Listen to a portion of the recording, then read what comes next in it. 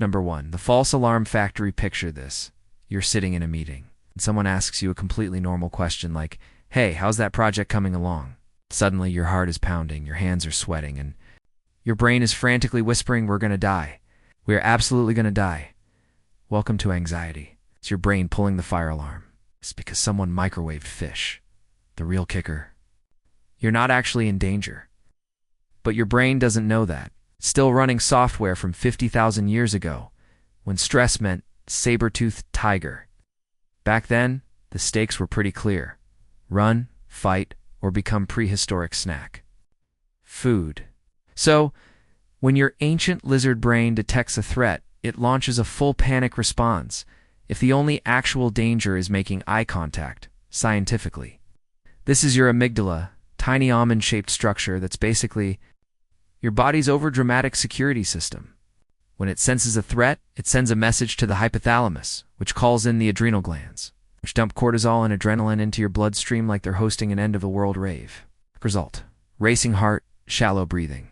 Tunnel vision, just in case you needed to sprint away from your responsibilities. All this happens before your thinking brain even gets a vote. Which is why when anxiety hits, you feel like you're about to die. Even if you're just trying to remember your email password. Basically, your nervous system is throwing a tantrum in your honor. Number 2. Breathing is now confusing breathing. It's literally the one thing your body does without you thinking. Until, of course, you think about it. Then it becomes weirdly complicated. Anxiety has a special talent for hijacking your breathing like a bored raccoon in a car. Suddenly, you're gasping like you've just run a marathon, even though you've only stood up too fast. Your chest gets tight, your throat feels weird, and the more you focus on it, the worse it gets. Here's why. During panic mode, your brain tells your lungs, "We need more oxygen right now." But you're not actually using any of it because you're not sprinting from a barrier, just lying in bed. Overthinking that one text you sent 4 hours ago. This mismatch creates hyperventilation, which blows off too much carbon dioxide. And carbon dioxide isn't just waste gas.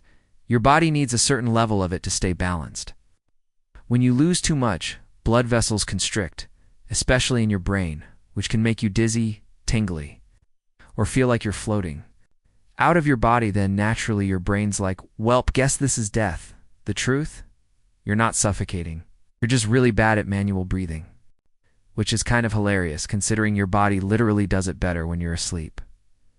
Number 3, your heart is just vibing too hard. One of the most panic-inducing things your body can do is beat loudly in your chest, like it's trying to win a drum solo contest.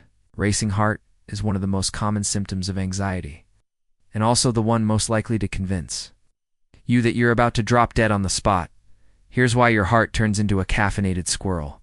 When your brain senses danger, it tells your body to get ready for a fight, which means pumping blood to your muscles as fast as possible. The result is a pounding, fluttering, sometimes skippy heart rate that feels like it's trying to break up with you. Now, logically, you know it's probably anxiety. But the sensation is so physical, so intense, that your brain goes full horror. Movie and assumes it's a heart attack, which by the way is super ironic because people having actual heart attacks often describe them as weirdly calm. But Anxiety throws you into DEFCON 1 over an awkward silence. And yes, the more you notice your heartbeat, the worse it gets. That's called interoceptive focus, your brain obsessively checking in with your body like a micromanaging boss. Is the heart okay? Let me just double check. Wait, was that a skipped beat? It's like living inside a faulty car alarm. Number 4. Digestive system. Never heard of her? Ah, yes, your stomach. The unsung hero of post-midnight burritos and regrettable gas station sushi. But when anxiety shows up, your digestive system just straight up nopes out. Because here's the thing. Digestion is a rest and digest function, run by your parasympathetic nervous system, which is basically your body's chill, yoga-loving side. But when your brain freaks out, it hits the panic switch and activates the sympathetic nervous system instead. That system doesn't care about digestion. It only cares about survival. So what happens? Well, your body stops breaking down food. Blood flow gets yanked away from your stomach and sent to your muscles instead. Enzymes stop doing their job, and suddenly you're bloated, nauseous, or on a one-way trip to poopocalypse. That's why anxiety can cause everything from butterflies to full-blown cramps. It's your body saying, forget digestion. We might need to run or wrestle a cougar any second now. Oh, and sometimes your body helpfully decides to evacuate your entire digestive system, just in case. Because nothing says prepared for danger like spontaneous diarrhea. Bottom line, your stomach isn't broken. It's just been ghosted by your nervous system. Number 5. Time becomes a lie. Anxiety has this fun side effect where time doesn't make sense anymore.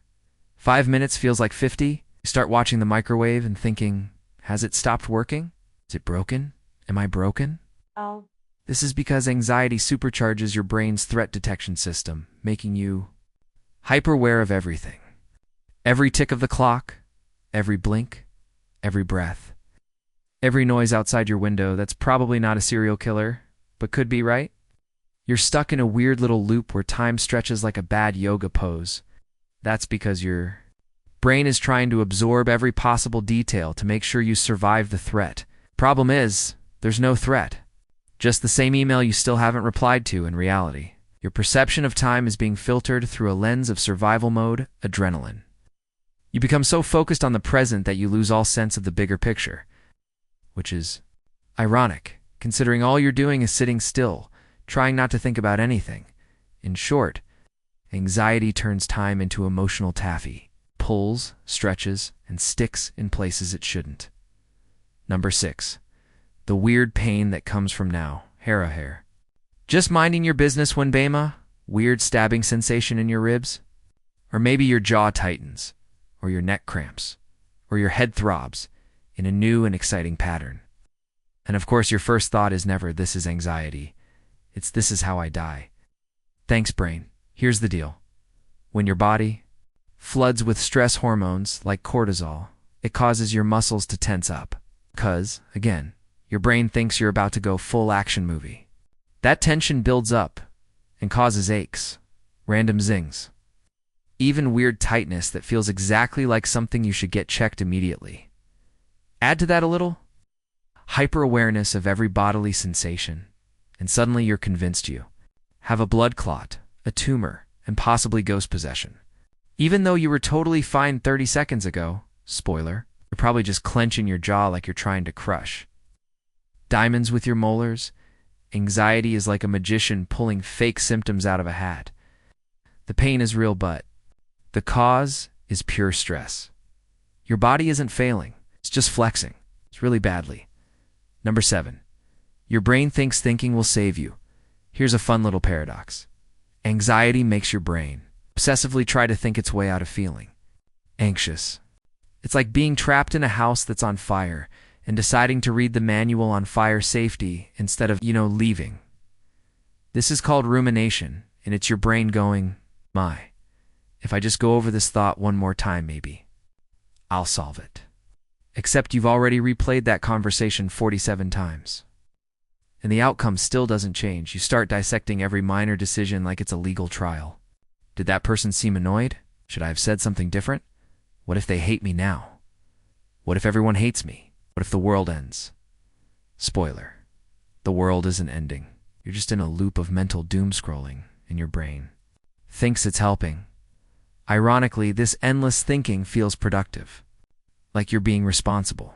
All it really does is fuel the anxiety furnace. You're throwing more thoughts onto the fire, hoping it'll burn itself out, but it just keeps growing. In short, your brain is trying to debug your life, like a broken computer, except the problem isn't the software, it's the overthinking.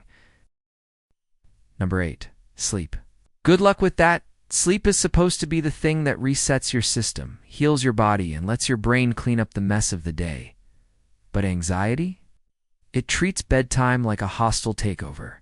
You lie down, everything's quiet, and suddenly your brain is like, cool, now that we've got no distractions. Let's relive every regret from the 3rd grade. Your heart starts fluttering. Your limbs feel twitchy. You can't get comfortable because you're sympathetic. Nervous system refuses to clock out. It's like a party guest who won't leave, loudly narrating your worst memories while chewing chips in your ear. And when you do finally fall asleep, the anxiety is still lurking in the background like a horror movie soundtrack. That's why you wake up feeling like you fought a bear in your dreams, tired, tense, and vaguely guilty for no reason. Scientifically, anxiety messes with your REM cycles, increases your sleep latency, how long it takes to fall asleep, and makes you more likely to wake up in the middle of the night. It's not insomnia, it's your fight or flight system refusing to believe the war is over, basically. Anxiety turns your pillow into a battleground, your blankets into restraints, and your brain into a 24/7 talk radio station hosted by fear. Number 9. Reality starts to feel not real now. This one's especially weird. You're in the middle of an anxiety attack, and suddenly everything feels off, like you're watching your life through a screen, or like your hands aren't yours. Like the world is a little too sharp, too bright, too echoey. Congratulations! You've unlocked the bonus round of panic derealization and depersonalization. Sounds terrifying, right? And it is, but it's actually your brain trying to protect you when the anxiety system goes into absolute overdrive. Your brain sometimes disconnects from reality just enough to cushion the blow. It's a defense mechanism. If reality feels too intense, your brain says, "Cool, let's just blur this a little so you don't explode." It's like emotional bubble wrap. Except instead of helping, it makes you feel like you've accidentally stepped into a VR game with the wrong settings. This sensation can be short-lived or last hours. But either way, it's super unsettling. It's also harmless. It's just your brain being a little too helpful again. So no, you're not losing your mind. You're just experiencing your brain's version of putting the entire world on airplane mode. Number 10. You suddenly forget how to functional. Say you're walking into a room to grab your keys. Totally normal task. But then your brain does that thing where it hits the panic button. And poofu, immediately forget why you're standing there. You just exist awkwardly, next to a plant you don't remember buying, wondering if you've always been this weird. Welcome to cognitive fog, anxiety-style. C. When your brain flips into survival mode, it reroutes energy away from stuff like memory, focus, and problem solving, and pours it all into how fast can we flee this invisible threat. That's great if you're being chased. Less great if you're trying to write an email or remember your own phone number.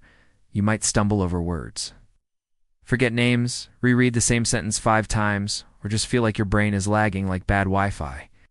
That's because anxiety suppresses your prefrontal cortex, the part responsible for logic, language, and not looking like a confused Muppet in the grocery store. And yes, it's deeply unfair. Because nothing makes you feel more anxious than realizing your brain has left the chat right when you need it most. It's like your neurons decided to take a union break during a crisis. Number 11. You get weirdly good at predicting doom. You ever feel like you're psychic but only for terrible things? That's anxiety gifting you with catastrophic thinking. A mental superpower where you can take any situation and find the absolute worst-case scenario instantly. It's like having a built-in disaster generator. Late text reply, I hate you. Weird stomach pain? Definitely cancer. Minor mistake at work. Time to move to another country under a new identity. Your anxious brain loves to play the what-if game.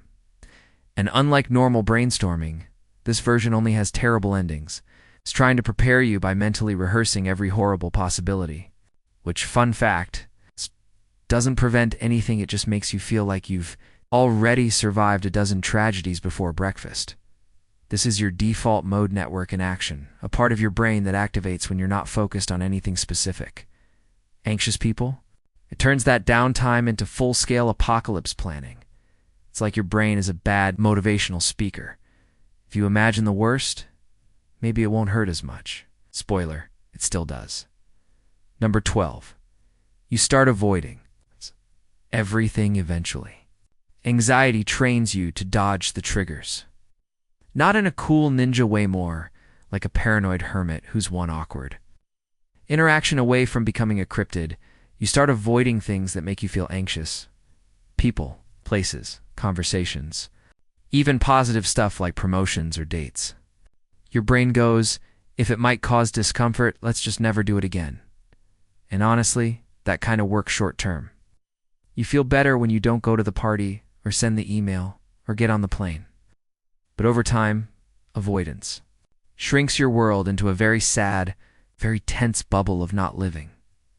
Psychologists call this negative reinforcement. You escape the scary thing, and your brain goes, nice. Let's do that every time. It becomes a loop. Before you know it, your world is made of no's. Avoidance is like putting your fears in storage, out of sight, but still charging rent.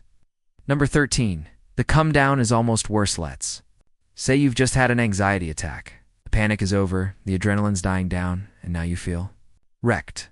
Like your body ran a marathon, cried in a shower, and got ghosted all at once. This is the crash, the part no one tells you about. After your body spent all its resources trying to not die from a fake threat, you're left with fatigue, emotional confusion, and sometimes a weird case of the I feel guilty for no reason blues.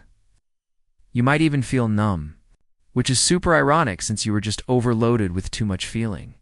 Biochemically, your body is in repair mode, rebuilding neurotransmitters, calming your heart rate, flushing out leftover stress hormones. But emotionally, it feels like getting hit by an invisible truck and then being expected to go back to work like nothing happened. And the cherry on top, you'll probably worry about when it's going to happen again.